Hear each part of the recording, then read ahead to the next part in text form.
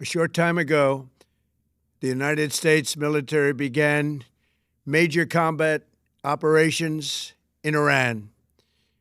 Our objective is to defend the American people by eliminating imminent threats from the Iranian regime, a vicious group of very hard, terrible people. Its menacing activities directly endanger the United States, our troops, our bases overseas, and our allies throughout the world. For 47 years, the Iranian regime has chanted death to America and waged an unending campaign of bloodshed and mass murder, targeting the United States, our troops, and the innocent people in many, many countries.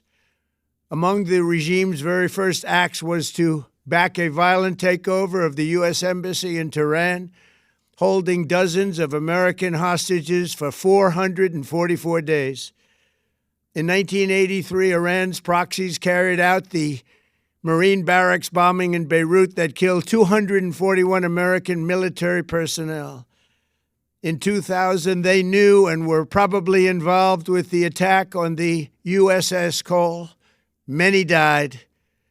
Iranian forces killed and maimed hundreds of American service members in Iraq. The regime's proxies have continued to launch countless attacks against American forces stationed in the Middle East in recent years, as well as U.S. naval and commercial vessels in international shipping lanes. It's been mass terror, and we're not going to put up with it any longer. From Lebanon to Yemen and Syria to Iraq, the regime has armed, trained, and funded terrorist militias that have soaked the earth with blood and guts. And it was Iran's proxy, Hamas, that launched the monstrous October 7th attacks on Israel, slaughtering more than 1,000 innocent people, including 46 Americans, while taking 12 of our citizens hostage. It was brutal, something like the world has never seen before.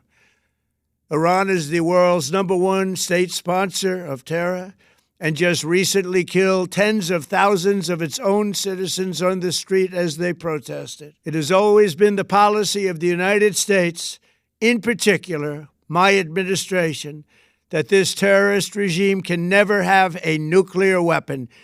I'll say it again, they can never have a nuclear weapon. That is why in Operation Midnight Hammer last June, we obliterated the regime's nuclear program at Fordow, Natanz, and Isfahan. After that attack, we warned them never to resume their malicious pursuit of nuclear weapons, and we sought repeatedly to make a deal. We tried. They wanted to do it. They didn't want to do it. Again, they wanted to do it. They didn't want to do it. They didn't know what was happening. They just wanted to practice evil. But Iran refused, just as it has for decades and decades. They've rejected every opportunity to renounce their nuclear ambitions, and we can't take it anymore.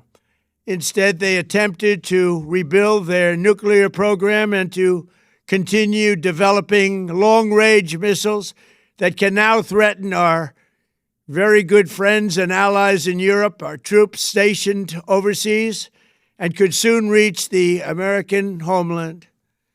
Just imagine how emboldened this regime would be if they ever had and actually were armed with nuclear weapons as a means to deliver their message.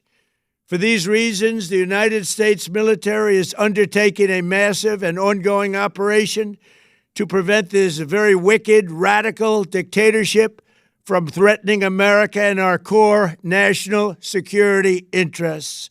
We are going to destroy their missiles and raise their missile industry to the ground. It will be totally, again, obliterated.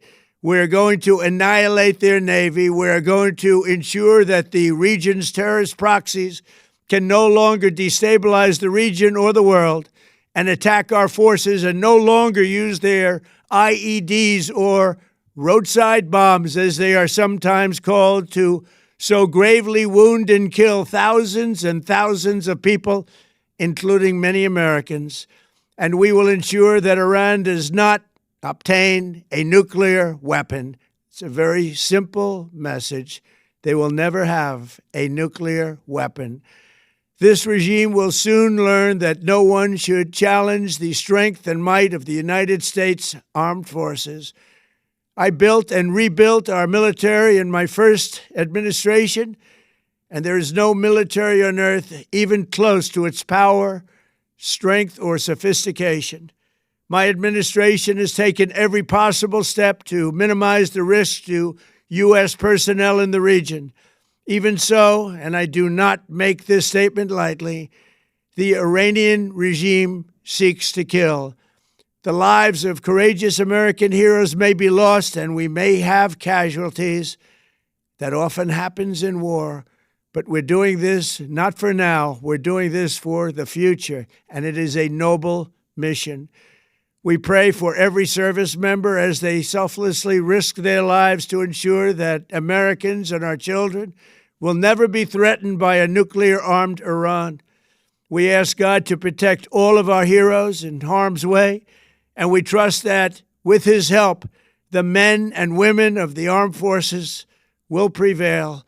We have the greatest in the world, and they will prevail. To the members of the Islamic Revolutionary Guard, the armed forces, and all of the police, I say tonight that you must lay down your weapons and have complete immunity, or, in the alternative, face certain death. So, lay down your arms. You will be treated fairly with total immunity, or you will face certain death. Finally, to the great proud people of Iran, I say tonight that the hour of your freedom is at hand. Stay sheltered. Don't leave your home. It's very dangerous outside. Bombs will be dropping everywhere. When we are finished, take over your government. It will be yours to take. This will be probably your only chance for generations. For many years, you have asked for America's help, but you never got it. No president was willing to do what I am willing to do tonight. Now you have a president who is giving you what you want. So let's see how you respond. America is backing you with overwhelming strength and devastating force. Now is the time to seize control of your destiny and to unleash the prosperous and glorious future that is close within your reach. This is the moment for action. Do not let it pass. May God bless the brave men and women of America's armed forces. May God bless the United States of America. May God bless you all. Thank you.